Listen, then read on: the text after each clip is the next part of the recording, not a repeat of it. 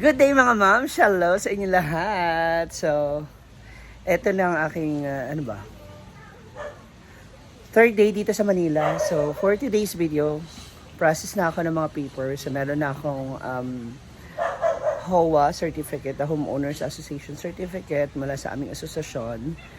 And going na ako sa barangay to get my barangay clearance or barangay certificate. Then after that, diretso na kami sa munisipyo bago ako bumalik sa Meralco. So it's a very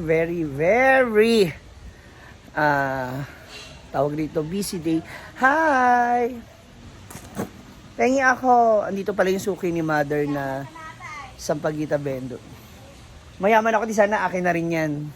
Nagpapakita eh. Busy lang. Mansion na yata eh. Ha? May mansion ka. Wala. Di pa nga eh. Iwan na dito si nanay. Andiyan yung pinsa ko. Nandun ako sa Mindanao. So, see you later mga moms. Magsimula na kami maglakad bago pa kami magkaroon pa na ibang mga aberya. No? Okay, I'm done with my barangay clearance. And now, going na tayo sa munisipyo para sa aking ASDO, USDO, ganun. So, samahan nyo na ako. Muulan pa. So, ayan na. Nandito na kami ngayon sa munisipyo to process our USDO. Ano USDO ibig sabihin? USDO meaning the Urban Settlement Development Office. Okay. So, kailangan namin to verify daw and to confirm na kami ay legit na taga dun sa lugar na yon. Member kami ng association or sa amin yung tinutuluyan namin bahay. So, after this, punta naman na kami sa Meralco. Sana mura lang ipapayaran. So, upon hearing the message nung ating kung how medyo may problema at alanganin pa yata yung aking application for us to or sa Meralco para makabitan ako ng premium. So, abangan na lang natin ang masasabi nila. Oh my God. Ano nga sila sabi? So, ito na. Nakauwi na ako ng bahay. Nakauwi na kami. Nandito na kami ngayon. So, first, nung pumunta kami ng homeowners para humingi ng certificate, it's 550 pesos. No? Para humingi naman kami ng barangay clearance for the process ng Meralco. It's 500 pesos. Ano na siya kamahal pala ngayon, no? Grabe. So, nagpunta na kami ng USDO or the Urban Settlement Development Office. No, this is to verify kung taga doon ka talaga, member ka ng association. And ang nangyari, wala po yung pangalan ko. Hindi siya nakalagay as a member. Hindi ako yung nakaregister doon. Hindi yung name ko. Sa madaling sabi, doon sa record nila, I am not the legal owner or member ng association namin dito sa Antipolo, which is the City of Santo Niño de Pasig Homeowners Association. Checking sa social housing office, hindi ako yung nakalagay na pangalan. Though ako ang nagbabayad ng mga amilya, ng mga taxes, monthly dues, at kung ano-ano pa mga dapat bayaran dito sa aming association. Okay. Pero ang sabi nila sa akin, ako ang nakapangalan based dun sa pinaprocess nila, di umano. So, talking with the staff or the officer from the social housing, tauhan nila ron, naabutan ako ng hold na hindi, so since bagong management or bagong pamunuan, hinold yung mga ita-transfer na name. So, kung name ito, originally, ang naka-sign is yung aking uncle. So, simula nung bumalik kami dito, lahat ng mga bayarin na dapat bayaran, 2018, 18 or 17. Hindi. 2015 yata. Kasi nangupahan pa kami dito eh. Pero nandito pa rin kami sa lugar na to. Sa kung saan ako member na association. So nagbabayad ako ng amilyar ng mga taxes nila, monthly dues. 2015 yata. If I'm not mistaken. 15 or 16. So, nagbabayad ako sa kanila. And napag-usapan na namin noon na under the name of my uncle, since hindi sila sumasagot or nagre-response regarding sa mga singilin ng asosasyon, yung mga kailangang bayaran, is tatanggalin na sana siya as a member. So, ano na siya, ma-forfeit na siya. So, ang ginawa ko po, nakipag-usap ako, since dalawa sila ng mama ko, hati sa lupa na ito, pero under the name lang of my tito. So, legality-wise, sa uncle ko to. Hati lang sila ng mama ko. So, yun nga, na nakausap ko rin yung tita ko, yung asawa ng tito ko, na may-ari ng lupa, na kailangan na bayaran yung mga ganitong mga bayarin sa asosasyon. So, wala rin sila maibibigay at naiaabot. Kaya, sabi nila, ako na ang bahala dito. So, verbally, nagkaunawaan kami ng tita ko regarding sa mga dapat bayaran dito para hindi ma-forfeit. Since, pamana ito ng lola ko, wala sa mga anak niya, dun sa tito at mama ko. Okay? Ngayon, sabi ng social housing, as we talk, yung mother title ng association is okay na siya. Ready na siya to divide dun sa mga member. So, meaning, hindi siya sa name. Dun sa block or lot number. Kunyari, ako po is block 2, lot 13. So, hindi siya under the name. Under the name pa rin siya ng association, pero with the address na, yung block 2, lot 13, na Sitio Santo Niño de Pasig itself. So, kapag i-check pa raw mula sa original loan, i-check pa raw yung adjusted loan, malalaman doon kung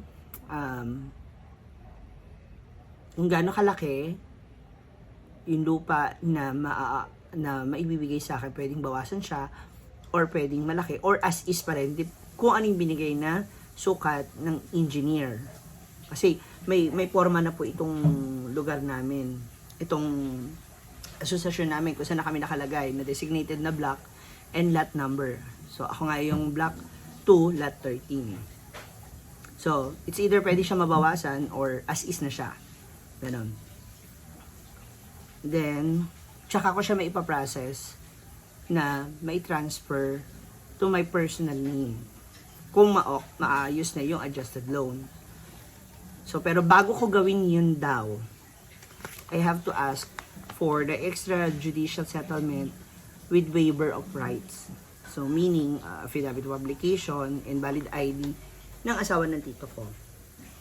To confirm and to validate na ako na yung nagmamayari nung lupa. Na kung ano man yung gawin regarding sa mga payment, legality, ako na ang mag-shoulder at ako na din ang magiging may-ari para ma-transfer na sa pangalan ko.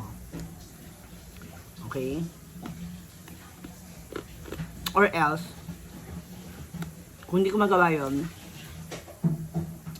doon pa rin sa tagapagmana, which is ang tita ko at yung mga pinsan ko ang magmamayari nito. Regardless ano man yung mga binayad ko sa association.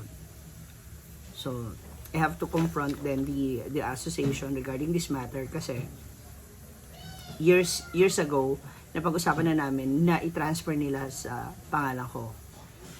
Kaya lang, ngayon, upon checking the status nung aming lupa, nung pinapasearch ko yung name ko, kasi ang sabi nga nila sa akin is, naayos na yung aking, yung lupa under my name, tinatransfer na nila, pinapatransfer na nila.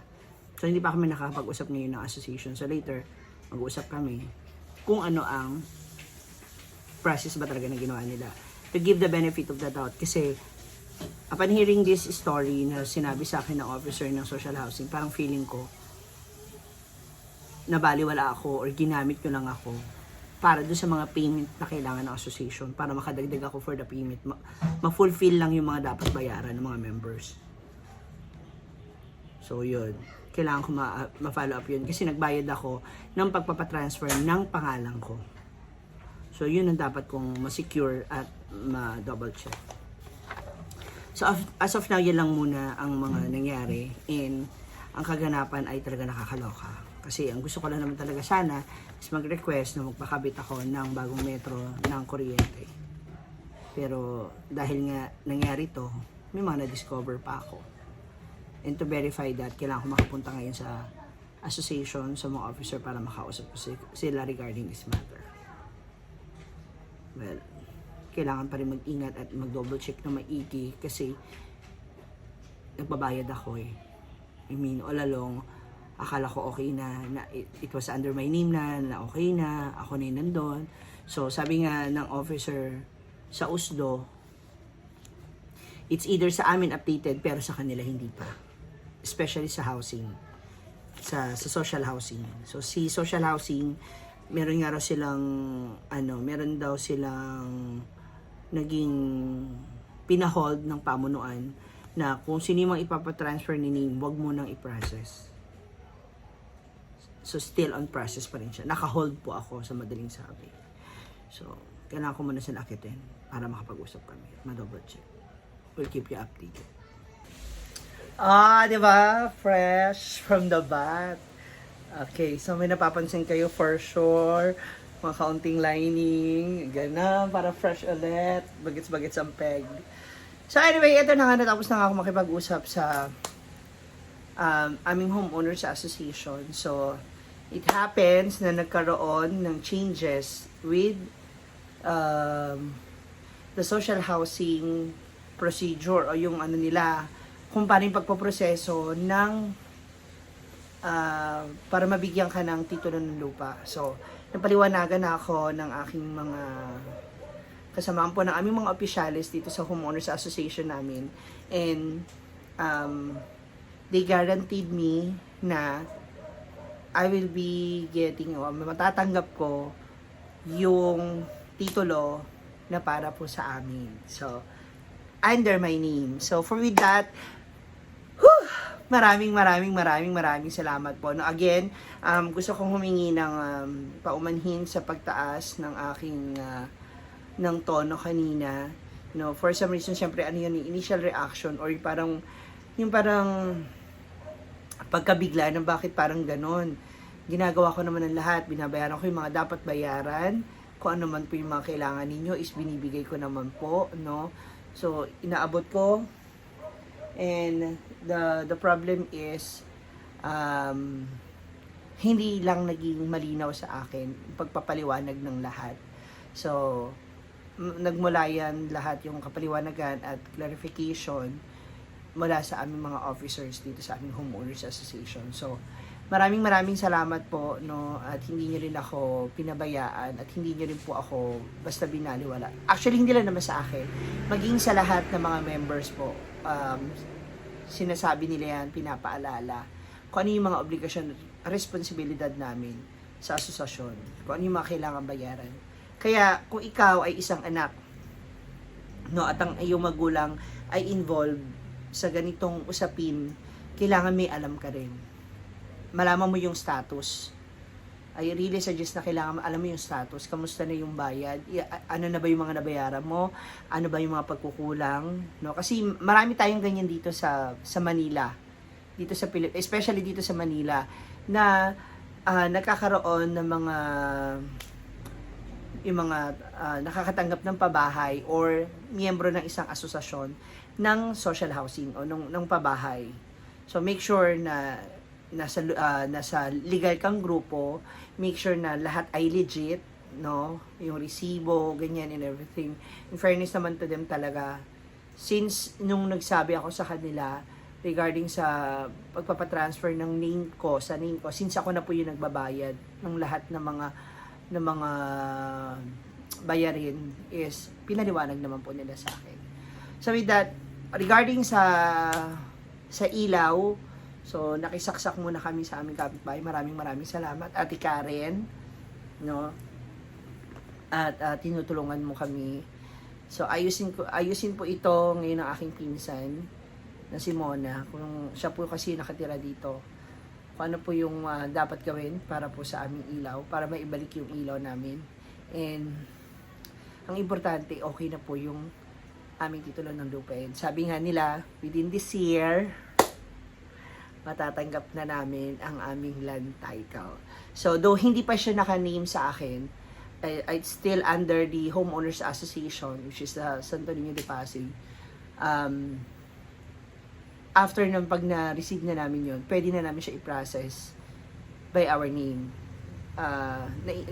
Kumbaga yung mother title ng homeowners na divide na dun sa mga member na legal. So after that, pwede na siya i-transfer into my name. So para maging legal na, sa akin na siya under my name. So yan.